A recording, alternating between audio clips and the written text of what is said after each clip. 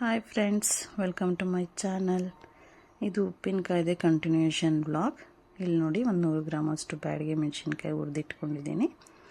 ಹಾಗೆ 2 tea spoon ಅಷ್ಟು ಮೆಂತ್ಯನ ಹುರಿದಿಟ್ಕೊಂಡಿದ್ದೀನಿ.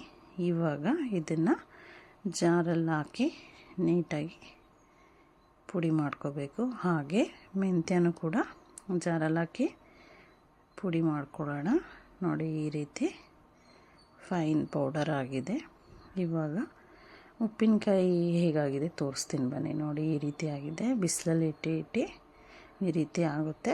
ಆಮೇಲೆ ಇದಕ್ಕೆ ಪೌಡರ್ನ ಮಿಕ್ಸ್ ಮಾಡ್ತಿದ್ದೀನಿ. ಒಂದು 15 ಡೇಸ್ ಇಡಬೇಕು ಬಿಸಿಲಲ್ಲಿ. ನೀಟಾಗಿ ಇದನ್ನೆಲ್ಲ ಮಿಕ್ಸ್ ಮಾಡಿ ಮತ್ತೆ ಒಂದು 4-5 ಡೇಸ್ ಜಾರಲ್ಲಿ ಹಾಕಿಡಿ. ಯಾಕಂದರೆ ನೀಟಾಗಿ ಇದಕ್ಕೆ ಖಾರ ಎಲ್ಲ ಮಿಕ್ಸ್ ಆಗಲಿ ಅಂತ.